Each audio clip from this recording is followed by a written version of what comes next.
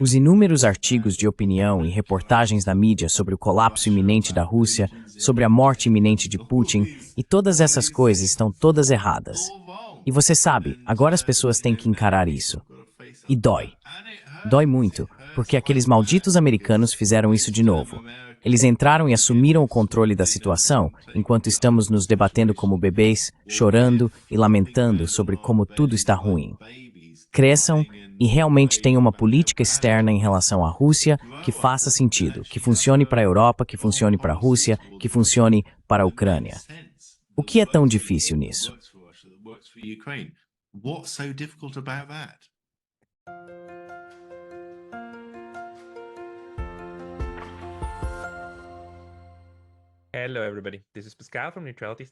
Olá a todos, aqui é Pascal do Neutrality Studies e hoje estou conversando novamente com Ian Proud.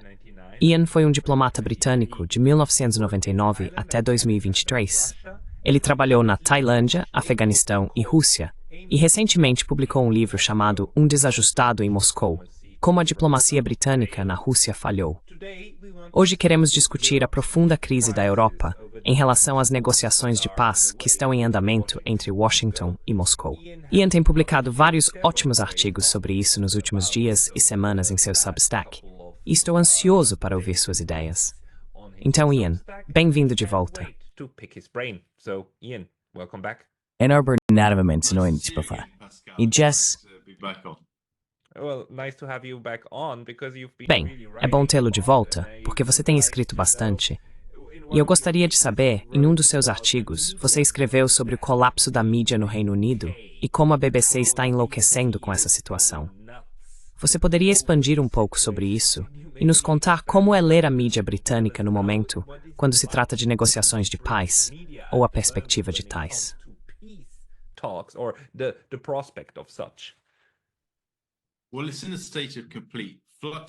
Bem, está em um estado de completa mudança, Pascal.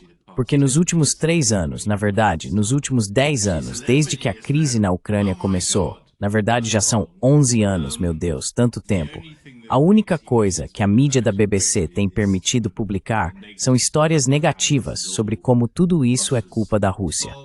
Devemos aplicar a máxima pressão sobre a Rússia, não dar a eles um cheque em branco, responsabilizá-los e todos esses tipos de slogans. E de repente, em uma ligação de 90 minutos, o presidente Trump inverteu completamente a narrativa e disse bem, não, devemos conversar com a Rússia.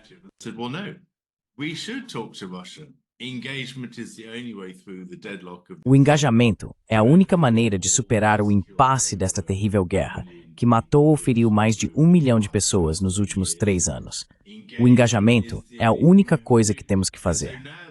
E agora, a mídia britânica está desesperadamente tentando se reposicionar, sem saber exatamente onde se posicionar, tendo dito o completo oposto nos últimos 11 anos.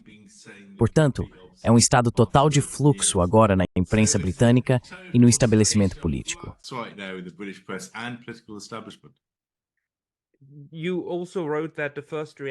Você também escreveu que a primeira reação foi equiparar isso a um desastre, certo? Que agora, basicamente, o lado ruim está vencendo, ou parece estar vencendo, porque não há mais intenção de derrotá-lo. Essa narrativa ainda está em vigor, enquanto falamos em 25 de fevereiro?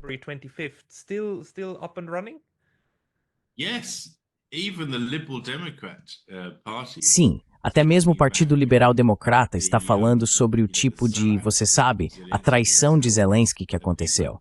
As pessoas estão falando sobre isso como sendo uma derrota, que nossa abordagem falhou, que de alguma forma vendemos a Ucrânia, jogamos eles debaixo do ônibus. Todos esses, você sabe, termos que a mídia britânica está até repetindo coisas que Zelensky disse. Você sabe que, na verdade, Trump está apenas espalhando propaganda russa. E como isso poderia estar acontecendo? É uma situação completamente bizarra em que nos encontramos.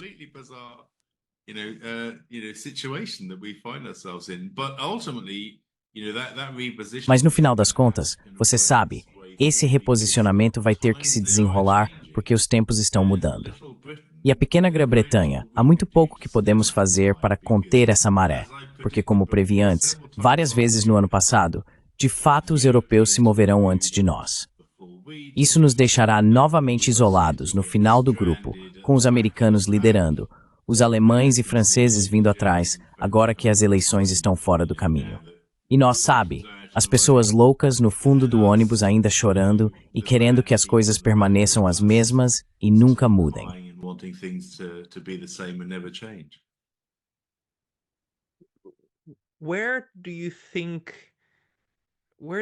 De onde você acha que vem todo esse desastre?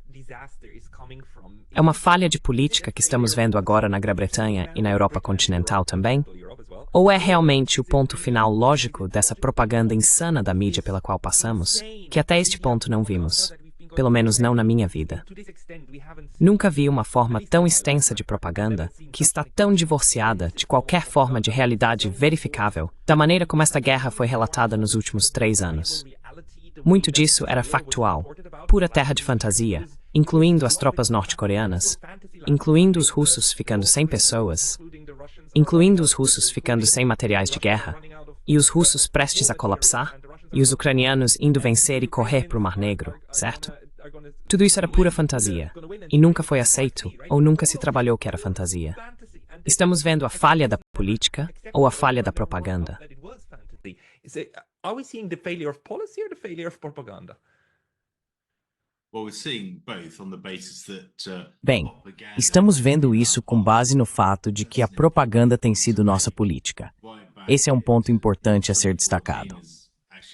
Lá em 2014, como eu realmente apontei no meu livro, decidimos naquele momento, na segunda metade de 2014, que não falaríamos mais diretamente com a Rússia, que teríamos nossas conversas através da mídia. Iríamos promover as coisas que queríamos discutir sobre a Rússia e iniciar uma conversa com o Ocidente coletivo, com o Sul global. Isso realmente não deu certo. Mas com qualquer um que quisesse ouvir para dizer que a Rússia estava errada e nós estávamos certos, sem mais conversas diretas com a Rússia.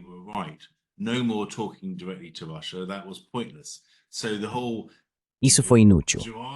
Então todo o impulso da propaganda veio do próprio Estado. Mesmo antes da crise na Ucrânia começar, a mídia britânica provavelmente já tinha um viés anti-russo. Na verdade, o que vimos agora, essa avalanche de propaganda nos últimos 11 anos, tem sido um artigo da política de Estado, e é importante entender isso. Assim, à medida que essa política está sendo desmascarada, a propaganda está tentando descobrir o que fará no futuro, pois não tem mais para onde correr.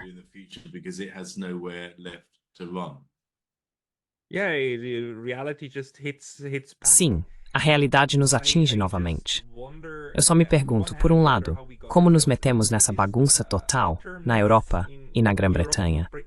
E por outro lado, o que significa que são novamente os americanos que estão nos tirando disso? Quero dizer, por um lado, eles nos colocaram nisso e estão nos tirando disso. Fomos empurrados para isso pela América e agora estamos sendo deixados para trás novamente pelos mesmos.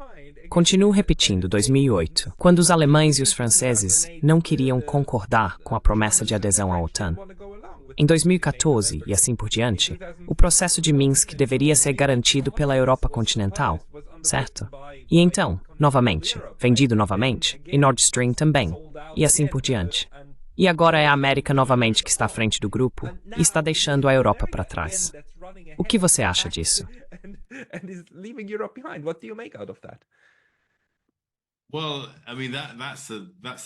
Bem, quero dizer, esse é o ciclo político, certo?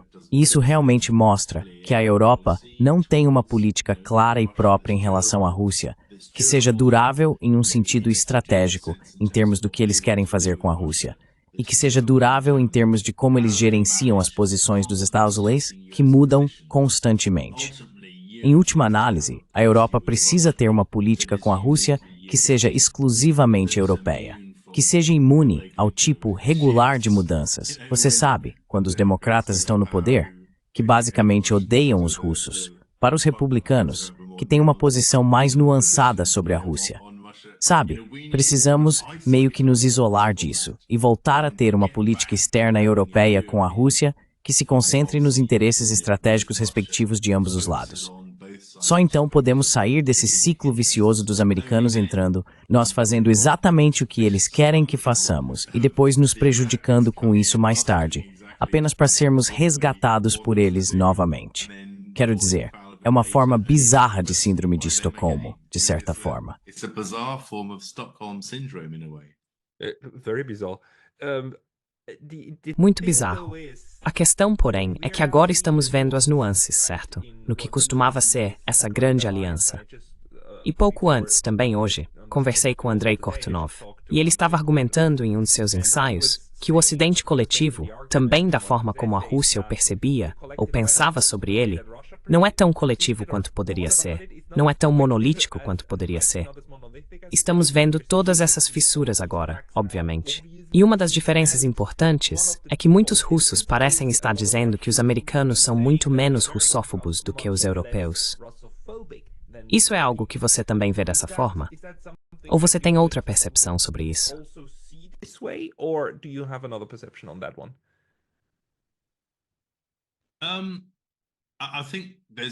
Acho que há um risco de generalização massiva. Acho que a grande maioria das pessoas na Europa, que provavelmente nunca conheceu uma pessoa russa, provavelmente é ambivalente de qualquer forma. Se tivessem a chance de realmente interagir com a Rússia, provavelmente seriam bastante mente aberta. Quando falo com pessoas normais sobre a Rússia, elas ficam fascinadas por eu ter uma visão diferente do que leem no The Sun ou no Daily Mail no Reino Unido. Acho que, na verdade, o estabelecimento político, o estabelecimento da mídia, é claramente russofóbico. E você poderia dizer o mesmo em grandes partes, mas não em toda, da Europa. Acho que a posição é mais nuançada na Europa Central.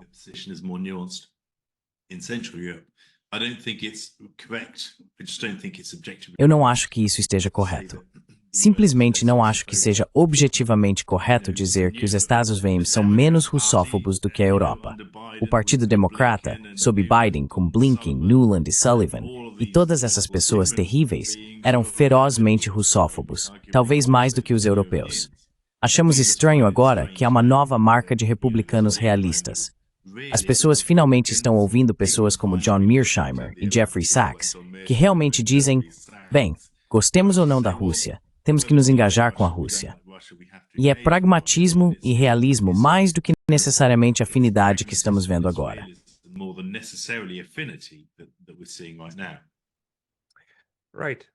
Certo. E aí, quero dizer, precisa haver um caminho a seguir. Quero dizer, essa é a única coisa que está clara agora.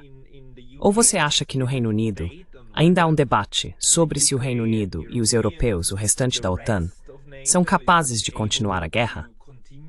Quero dizer, há uma ameaça quando se trata dessas negociações sobre a normalização das relações entre os Estados e a Rússia, e especialmente, você sabe, trazer um fim à guerra na Ucrânia. Há uma ameaça de que surjam sabotadores. E sabotadores podem ser jogadores menores, certo? É possível que os europeus sejam sabotadores ativos, se o processo se desenvolver de uma certa maneira.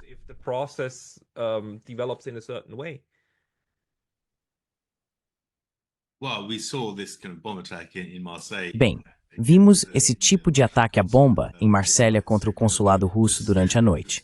Então, o potencial para sabotadores, você sabe, é enorme. Mas voltando à sua pergunta, eu realmente não acho que haja qualquer debate no Reino Unido sobre a política em relação à Rússia. Talvez isso mude após a visita de Keir Starmer a Washington, D.C. na quinta-feira desta semana. Acho que, você sabe, relutantemente, dolorosamente e fazendo muito barulho ao longo do caminho, os europeus estão inevitavelmente meio que mudando lentamente sua posição para se alinhar com os Estados Unidos. Não acho que eles tenham escolha. Eles não podem se dar ao luxo de continuar financiando a guerra até 2026. Há dinheiro suficiente para continuar lutando pelo resto deste ano, se realmente precisarem.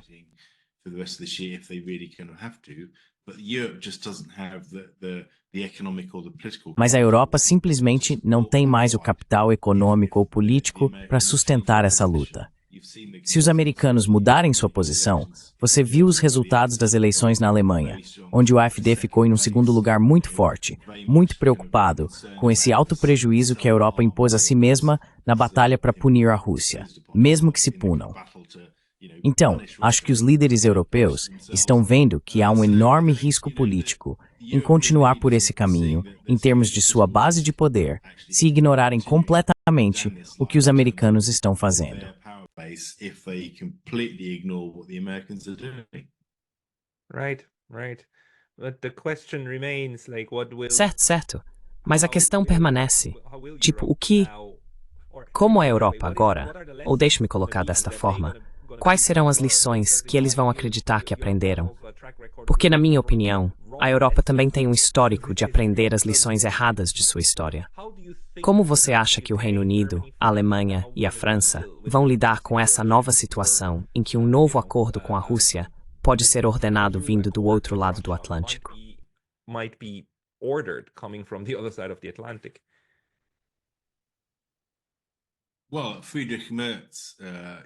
Bem, Friedrich Merz disse, após obter a maior parte dos votos na eleição alemã, que, na verdade, a Europa precisa ter sua própria política.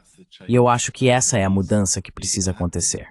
As lições aprendidas são, como discutimos anteriormente, que a Europa se tornou excessivamente dependente dos Estados Unidos, tanto em termos do guarda-chuva de segurança, quanto em termos de definir a agenda de nossas relações com a Rússia, de uma forma que teve consequências catastróficas para nós, europeus. Então, você sabe, a lição a ser aprendida, e Merz já apontou isso no primeiro dia, bom começo, sinal verde, é que, na verdade, a Europa precisa traçar seu próprio caminho com a Rússia.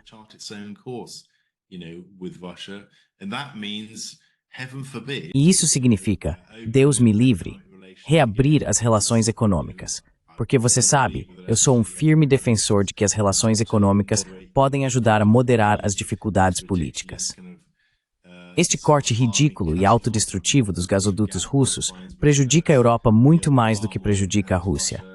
A avalanche de sanções precisa ser reconsiderada e devemos considerar um plano para aliviá-las se um plano de paz for alcançado para a Ucrânia. Mas essas precisam ser decisões focadas na Europa, que considerem o benefício estratégico de longo prazo de uma relação normalizada com a Rússia.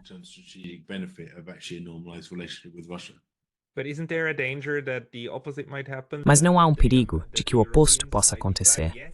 Que os europeus possam decidir, sim, precisamos da nossa própria política. E se os americanos normalizarem as relações com a Rússia, então nossa política independente, será que não faremos isso? E vamos implementar um 10-7, heroinoido, e zuisdirar o pacote de sanções? Porque no final das contas, nós, o grande continente, podemos fazer isso.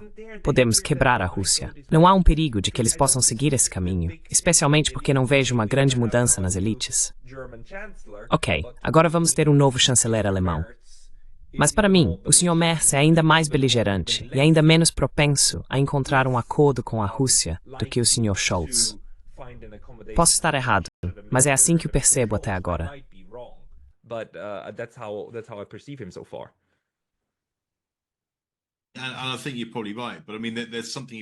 Acho que você provavelmente está certo. Mas quero dizer, há algo sobre ter força, mas também acomodação. Não é necessariamente uma coisa ruim ter uma política forte, desde que você esteja disposto a se engajar. É a falta de engajamento que tem sido a dificuldade nos últimos 11 anos. E agora os americanos roubaram a cena. Vamos ver se os europeus realmente reconhecem a necessidade de se engajar com a Rússia também. Sim, é absolutamente possível que os europeus continuem com uma política autodestrutiva em relação à Rússia, onde cortamos completamente os laços econômicos, em um momento em que os Estados Unidos estão tanto restabelecendo seus laços econômicos com a Rússia, quanto saqueando a riqueza mineral da Ucrânia no processo. Há um grande risco de sermos prejudicados enquanto os americanos entram e roubam toda a recompensa.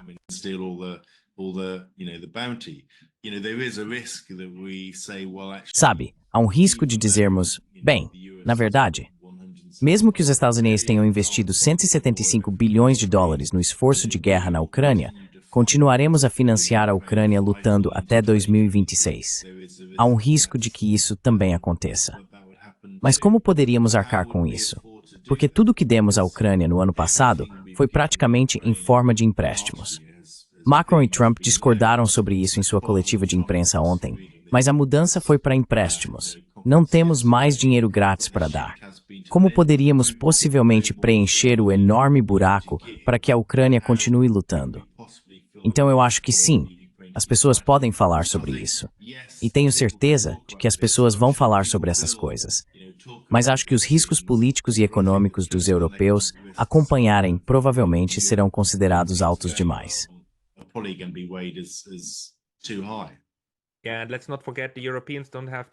Sim, e não vamos esquecer que os europeus não têm a base industrial.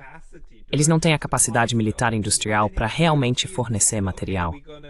Quero dizer, mesmo que os europeus dissessem, ok, vamos entrar e pagar os próximos 50 bilhões de dólares em armas, se eles disserem que não vão vender armas, então não há armas, porque os europeus não conseguem produzi-las sozinhos. Vamos ser claros aqui. Os americanos.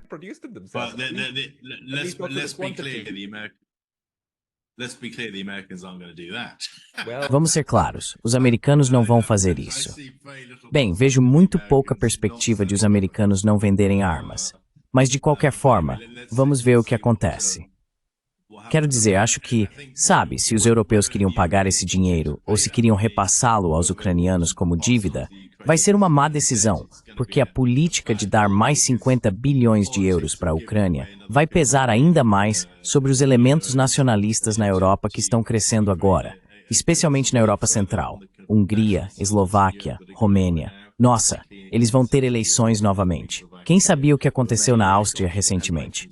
A Croácia também foi reeleita por uma presença mais nacionalista. Então sim, acho que, sabe, a fricção interna que será causada dentro da Europa pela continuação dessa situação política representaria riscos significativos para a própria União, mas também, é claro, para a continuidade da política.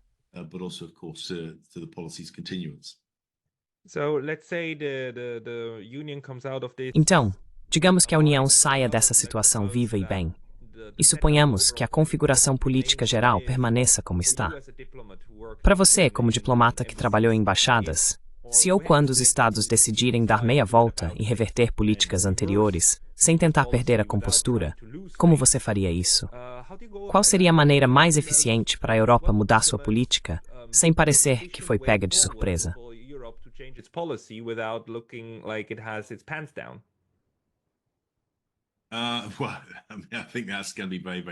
Bem, acho que isso vai ser muito difícil, porque Trump teve o benefício de uma eleição. Na verdade, os alemães também tiveram o benefício de uma eleição. Então vamos ver como Merz se posiciona lá. Os outros não tiveram esse benefício. A eleição de Starmer foi no ano passado, e ele apenas impôs uma versão mais extrema do que o Partido Conservador vinha fazendo antes dele. As eleições criam grandes oportunidades para notícias muito ruins. A maioria dos líderes políticos não tem esse benefício.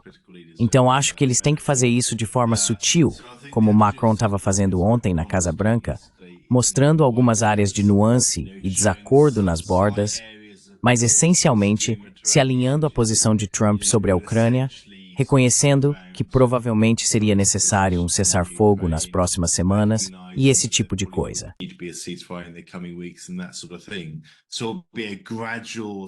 Então será uma mudança gradual de nuances em termos de posicionar a Ucrânia em qualquer reunião que aconteça com Trump. O que me fascina, porque você sabe, os franceses são muito mais suscetíveis a mudar de posição do que os britânicos. Será como Starmer se posicionará na quinta-feira desta semana, quando grandes partes da mídia britânica têm acusado de pressionando-o para não trair os ucranianos. Portanto, como ele se posicionará na quinta-feira será absolutamente fascinante. Quero dizer, esse estranho tratado entre o Reino Unido e a Ucrânia sobre a aliança de 100 anos, o que é isso que foi feito no verão, certo? Quero dizer, que tipo de ideia estúpida é essa?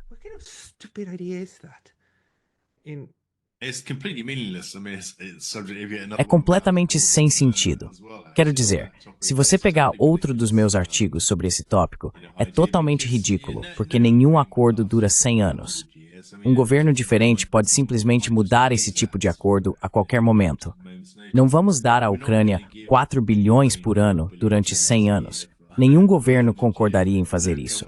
Então foi puro sinal de virtude e, você sabe, mostrar que apoiaremos Zelensky, aconteça o que acontecer, mesmo que ele esteja claramente a caminho de sair. Então é uma situação bizarra. his way out. So it's a bizarre decision. Do you have hope that Você tem esperança de que mudanças positivas também possam vir de dentro da Ucrânia? Sei que você observa mais a Grã-Bretanha e a Europa, mas tem alguma indicação de que a Ucrânia também possa se ajudar nesse processo? Por que há tantas facções dentro do processo político? O que é uma das razões pelas quais os tipos ultranacionalistas nazistas conseguiram ameaçar seus próprios líderes e empurrá-los em uma direção. Mas você acha que esse processo agora pode se desenrolar ao contrário e que as facções orientadas para a paz possam realmente ganhar mais força dentro da Ucrânia? peace-oriented factions might actually gain a stronger hand inside Ukraine?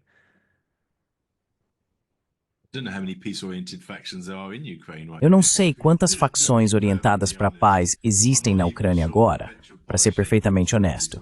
Eu nem tenho certeza de que Petro Poroshenko é uma força orientada para a paz dentro da Ucrânia. E ele acabou de ser sancionado internamente, você sabe, por Zelensky. Então, você sabe, acho que vai ser um caminho difícil. E acho que eles precisam de vozes realmente novas. E sejamos honestos, pensamos que esse era Zelensky em 2019. Você precisa avançar. Você sabe, as mesmas figuras corruptas e cansadas como Yulia Tymoshenko e, oh meu Deus, você sabe não, obrigado, sabe, surgindo. Quer dizer, onde estão os líderes?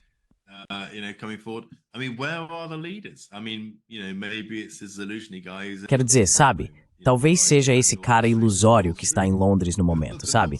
O cara que aparentemente orquestrou o bombardeio do Nord Stream. Então não há muita escolha. Mas quando visitei a Ucrânia, sabe, quando estava baseado na Rússia, eu via constantemente, entre os jovens, um desejo de mudança. Sempre achei que a aspiração de fazer parte da família europeia é uma boa aspiração. É isso que alguns jovens ucranianos querem. Só precisa haver alguma figura jovem, vigorosa, genuinamente independente, não ligada ao dinheiro oligárquico, surgindo nas fileiras para realmente levar a política ucraniana em uma nova direção.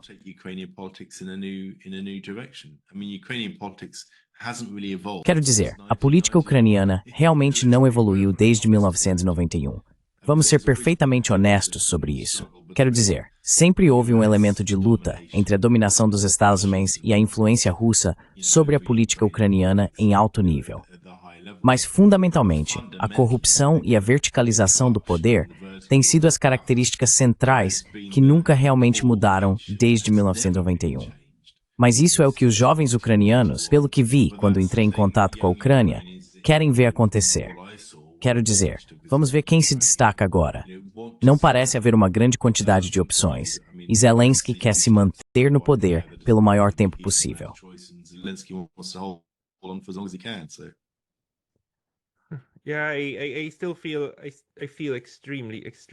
Sim, eu ainda me sinto extremamente horrível pela Ucrânia, porque eles são as maiores vítimas. Quero dizer, os soldados ucranianos e os soldados russos e os civis de ambos os lados que morreram, eles são as vítimas de todo esse esquema que pagaram o preço mais alto. Mas acho que é absolutamente claro que a Ucrânia sangrou muito e muitas pessoas perderam suas vidas. Você vê um cenário em que haveria um desfecho, um acordo que poderia levar a prosperidade para a Ucrânia, pelo menos a médio ou longo prazo.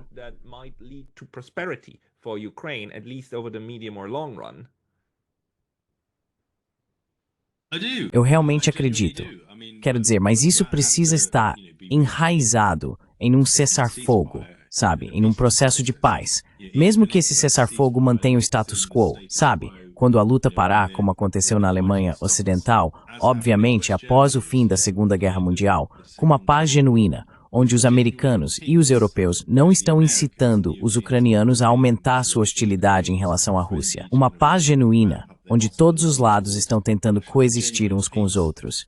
E as pessoas estão investindo no renascimento econômico genuíno da Ucrânia e na integração com a Europa. Haveria um enorme potencial para a Ucrânia prosperar e se desenvolver com base nisso. Assim como sabe, a Alemanha Ocidental fez após a Segunda Guerra Mundial.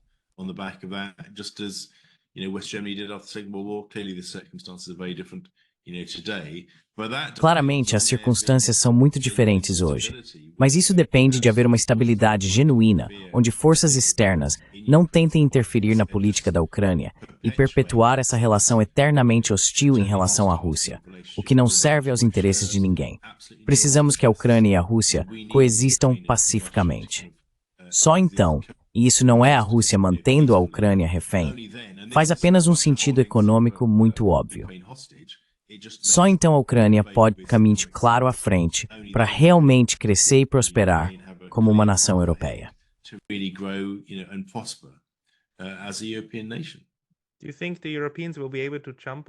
Você acha que os europeus serão capazes de superar suas próprias limitações nesta questão?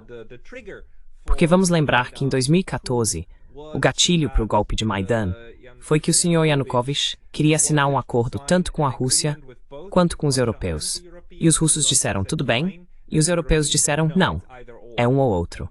E então o Sr. Yanukovych disse tudo bem, vou ficar com a Rússia. E então as coisas se desenrolaram. E esse foi o momento em que a ULA tomou uma decisão. Você acha que esta pode ser uma das lições que os europeus agora aprendem? Que não, precisamos permitir que uma ponte seja uma ponte e não transformá-la em um muro? Ou isso ainda é muito otimismo da minha parte?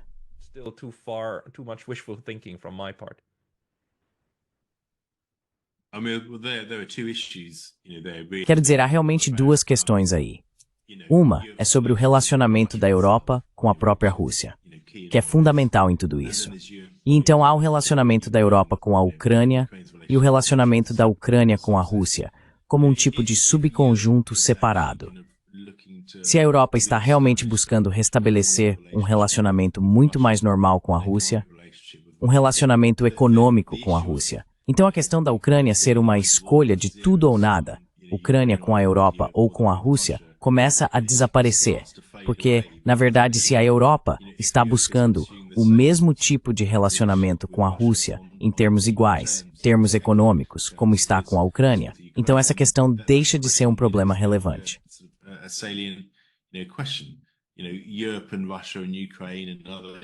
A Europa, a Rússia, a Ucrânia e outros países estão começando a pensar de forma mais eurasiática sobre como coletivamente o conjunto de países e grupos de países pode coexistir economicamente de uma maneira que beneficie a todos em termos de sua prosperidade mútua. Então acho que esse é o ponto crítico aqui. Trata-se tanto do relacionamento da Europa com a Rússia, quanto do relacionamento da Europa com a Ucrânia.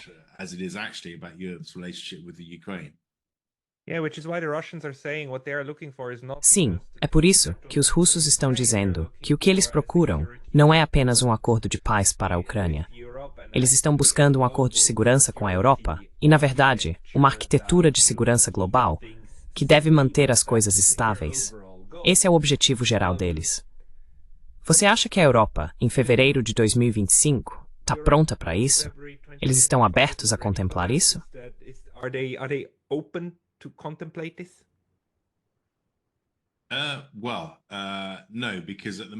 Bem, não, porque no momento, eles estão passando pela penúltima fase do ciclo da Grécia, como eu gosto de dizer. Eles estão nessa fase de depressão, onde perceberam que sua política está realmente morta e precisam desenvolver uma nova política.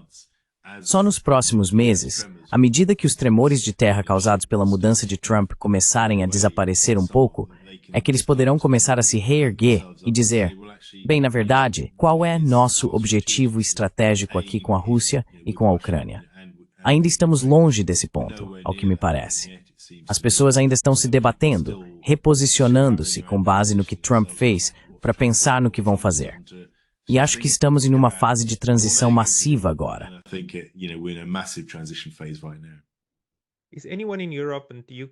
Alguém na Europa e no Reino Unido está observando as reações do resto do mundo, como da China, Sudeste Asiático, África e América do Sul, em relação a como este evento monumental está sendo testemunhado pela parte não europeia do planeta.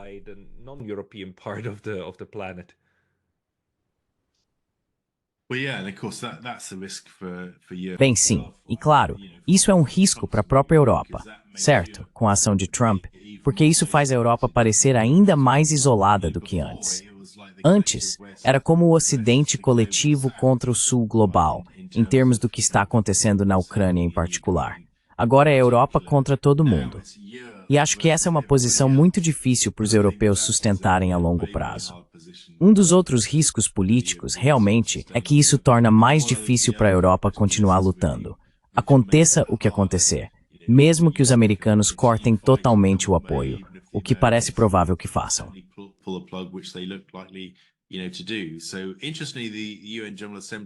Curiosamente, a resolução da Assembleia Geral da ONU ontem disse que, na verdade, a maioria dos nossos países votou a favor de condenar a violência que ocorreu na Ucrânia.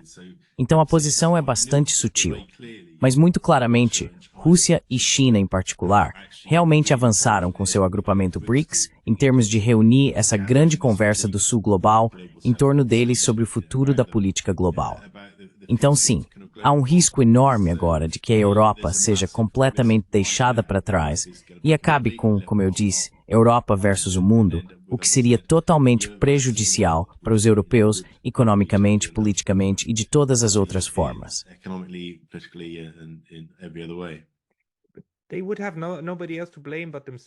Eles não teriam ninguém para culpar além de si mesmos se isso fosse o que acontecesse.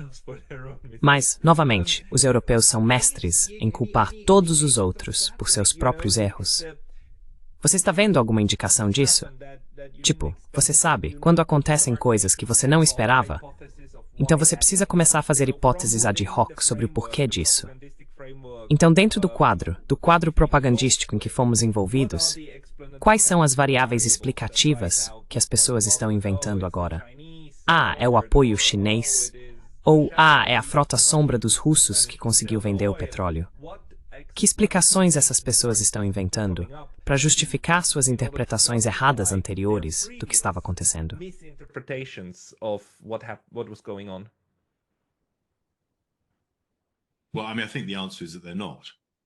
Bem, quero dizer, acho que a resposta é que eles não estão. O que eles estão fazendo é apenas tentando reposicionar suas narrativas agora de uma forma que não ilumine seus fracassos do passado. E é por isso que esse tipo de transição será gradual, e está acontecendo em todos os lugares. Até os britânicos estão lentamente se reposicionando agora. O ministro britânico disse no fim de semana, pela primeira vez, o quão importante é reconhecer a necessidade de se engajar com a Rússia, sendo essa uma política explícita do Reino Unido desde 2014, de que não nos engajaríamos com a Rússia. Então, em todos os lugares, as pessoas estão se reposicionando gradualmente para evitar muita ênfase no fracasso massivo dos últimos 11 anos.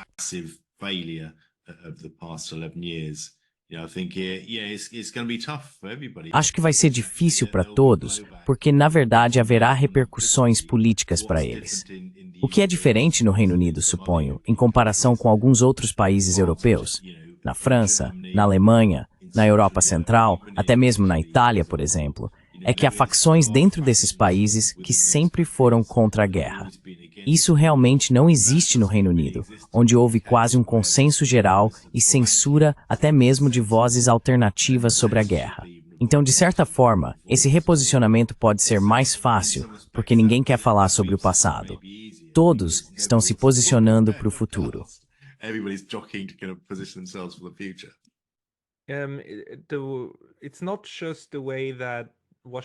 Não é apenas a forma como Washington e Moscou estão criando uma reaproximação ou um degelo da guerra. É também o fato de que a nova administração dos Estados Unidos está criticando a Europa por não ser democrática o suficiente e por não apoiar a liberdade de expressão o suficiente. Isso está causando bastante agitação. Como a mídia estabelecida britânica e assim por diante estão reagindo a esse julgamento, especialmente pelo vice-presidente, que disse isso há cerca de 10 dias.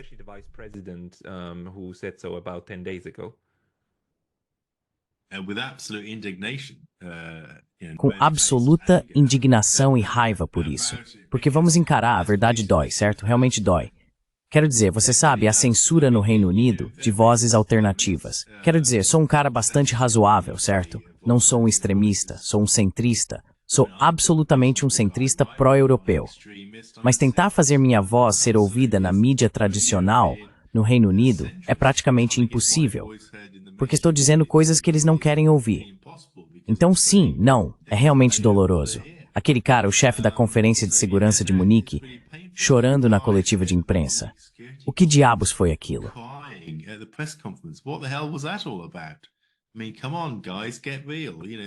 Quero dizer, vamos lá, pessoal, sejam realistas.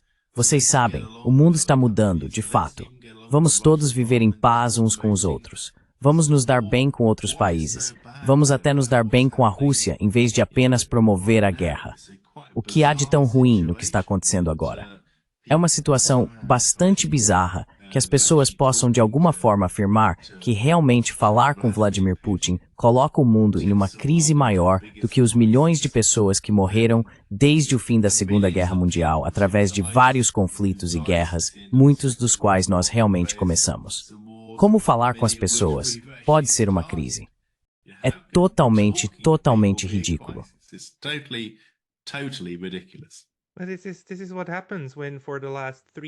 Isso é o que acontece quando nos últimos 3 a 11 anos você retrata pessoas como Vladimir Putin como a segunda vinda de Hitler. E Hitler, é claro, é sinônimo do diabo. Então você acabou de criar um momento em que agora, sabe, falar com o diabo é o que é necessário. Acho que essa dissonância cognitiva agora realmente machuca fisicamente essas pessoas. Pelo menos as mais burras, as que não entenderam que era estúpido, ou que não era verdade desde o início.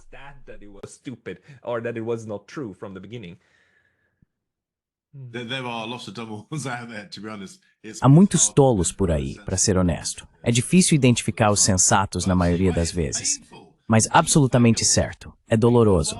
Nós falhamos. Estávamos errados. E isso é um grande acerto de contas para todas essas pessoas que se encheram de seu próprio tipo de poder e importância para engolir. Você sabe, os inúmeros artigos de opinião e reportagens da mídia sobre o colapso iminente da Rússia, sobre a morte iminente de Putin e todas essas coisas, tudo errado. E, você sabe, agora as pessoas têm que enfrentar isso. E dói. Dói muito, porque aqueles malditos americanos fizeram de novo. Eles entraram e assumiram o controle da situação enquanto estamos nos debatendo como bebês, chorando e lamentando sobre como tudo está ruim. Cresçam e realmente tenham uma política externa em relação à Rússia que faça sentido, que funcione para vocês, que funcione para a Rússia, que funcione para a Ucrânia. O que é tão difícil nisso?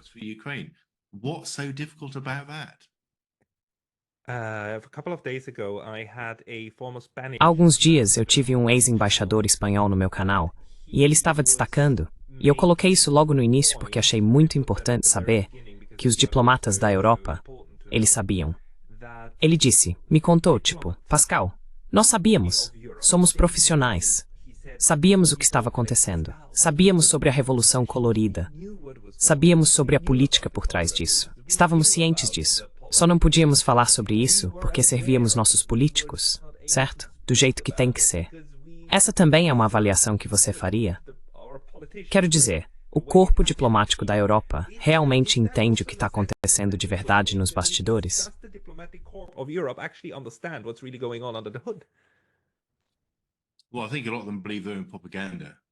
Bem, eu acho que muitos deles acreditam que estão em propaganda, é claro.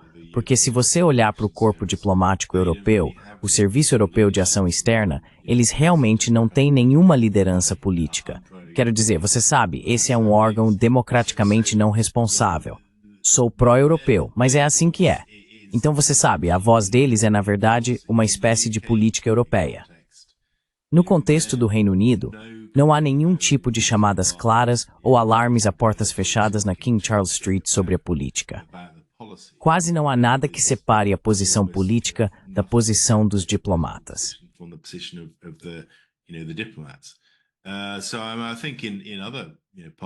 Então acho que em outras partes da Europa, talvez, mas há muito pouca evidência que eu vi de diplomatas se levantando e dizendo, bem, espere um minuto, talvez estejamos cometendo um erro colossal aqui.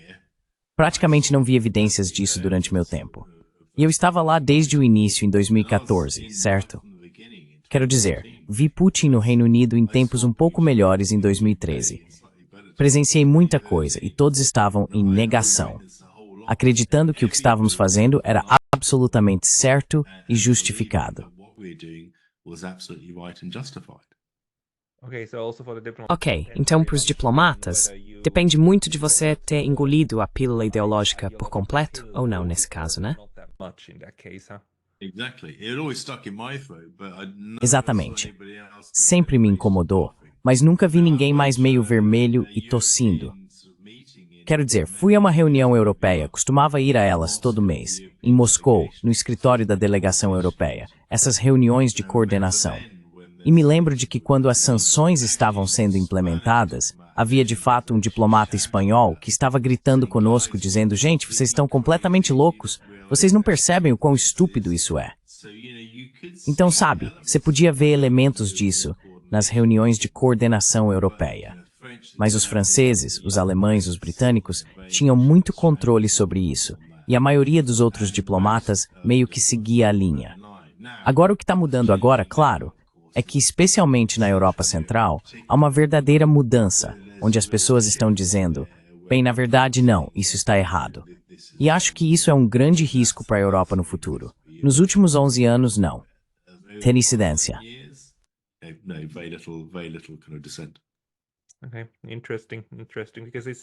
Certo. Interessante. Interessante.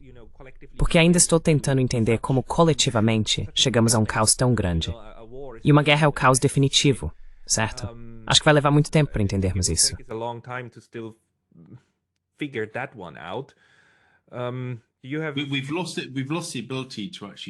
Perdemos a capacidade de realmente desenvolver uma política externa de forma crítica. Temos uma maneira tão amadora de desenvolver política externa.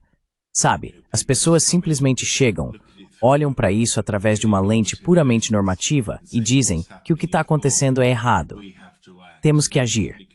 E ninguém está realmente pensando nas opções de política externa a partir de uma posição de, na verdade, quais são nossos interesses estratégicos aqui? Sabe, por que é importante para nós agir? E onde queremos chegar com isso? Há muito pouco disso acontecendo. E, de fato, ministros britânicos até falaram sobre isso. Não apenas sobre política diplomática, mas também sobre outros tipos de política doméstica. A qualidade dos conselhos que chegam aos ministros no Reino Unido é geralmente bastante pobre. E acho que isso definitivamente nos impacta na escolha de políticas ruins e depois segui-las até o último grau.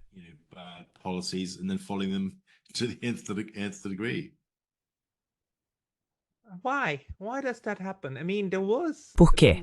Por que isso acontece? Quero dizer, a Europa em geopolítica costumava ser sinônimo de geopolítica, certo? Não no bom sentido, quero dizer, em um sentido muito voltado para a guerra. Mas havia um pensamento estratégico geopolítico geral antigamente. E isso parece ter desaparecido. Ou é apenas a minha impressão?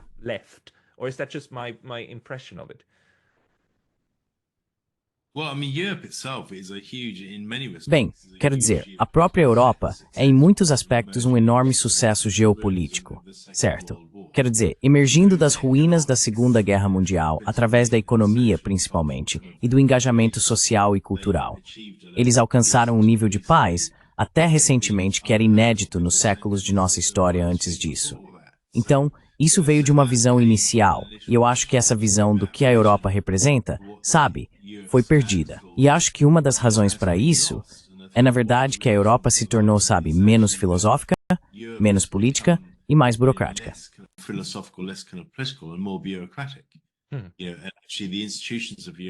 Na verdade, as instituições da Europa agora têm tanto poder que continuam a centralizar esse poder.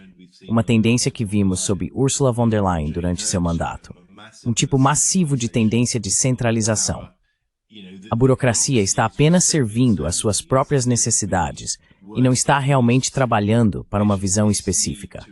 Sua necessidade de existir e se tornar mais poderosa está, na verdade, superando qualquer senso de propósito para a União como um todo. E você vê as mesmas coisas com a OTAN. As pessoas passam muito tempo pensando na OTAN como uma aliança puramente militar. E claro, na superfície é. Mas fundamentalmente a OTAN é uma burocracia.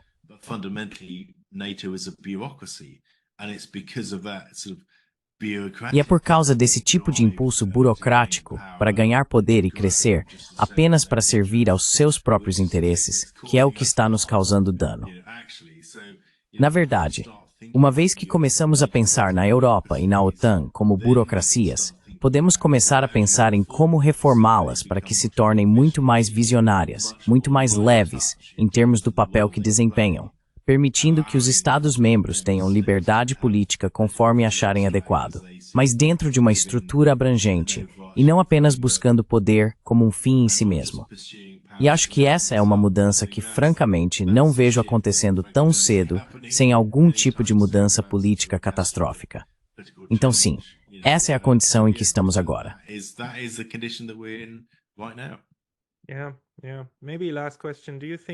Sim, sim. Talvez a última pergunta. Você acha que, ou qual é a sua avaliação da OTAN? Quero dizer, este é provavelmente o maior revés estratégico na história da OTAN, certo?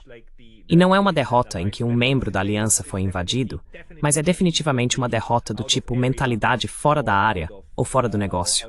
Onde você vê o futuro da OTAN? Where do you see the future of NATO going?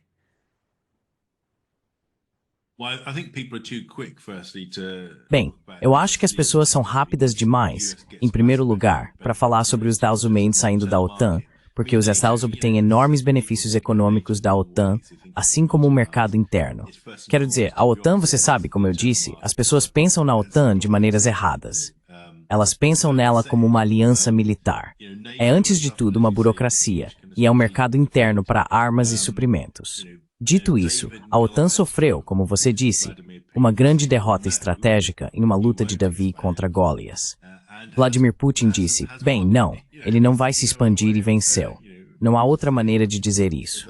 E isso vai causar enormes reflexões na própria OTAN, mas também dentro da Europa, especificamente, sobre a natureza da segurança europeia.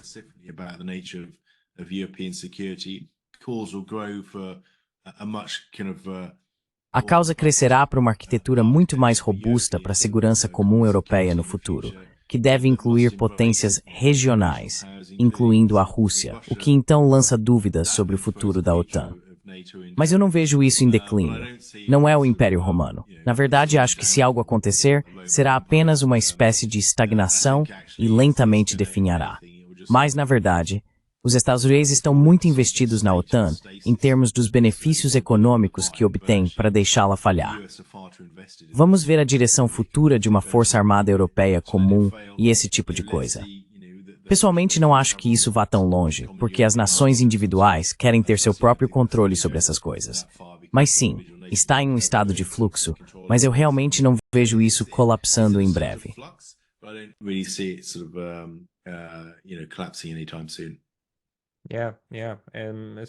Sim, sim.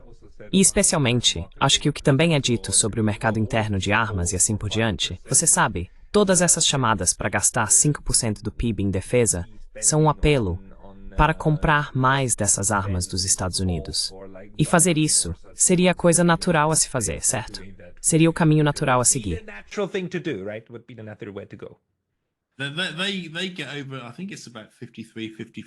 Eles recebem, acho que, cerca de 53, 54% do total de suprimentos globais de armas. E, portanto, você pode extrapolar a partir disso. Eles recebem cerca dessa quantia de alguns contratos da OTAN também. Quero dizer, cerca de 1/3, cerca de 32% de todos os gastos da OTAN são em equipamentos. E se você considerar que a OTAN gasta a cada ano cerca de 1,5 trilhão de dólares em defesa, deixe esse número assentar por um minuto. 1/3 disso são 500 bilhões de dólares, digamos, para argumentar, é tudo em equipamentos. E isso é basicamente perto de 300 bilhões de negócios para os Estados todos os anos. Quero dizer, eles não vão desistir disso tão cedo.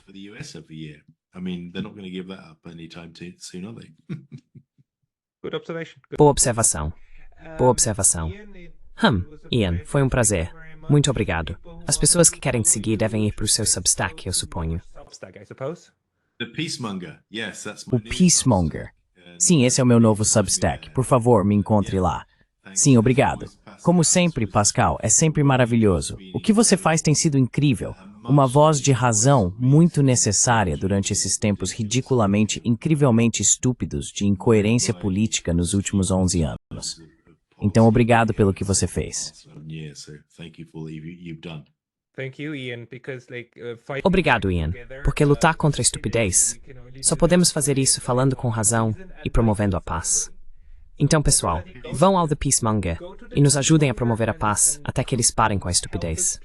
Ian Proud, muito obrigado pelo seu tempo hoje. Saúde, Pascal. Tudo de bom. Cheers, Pascal. All the best.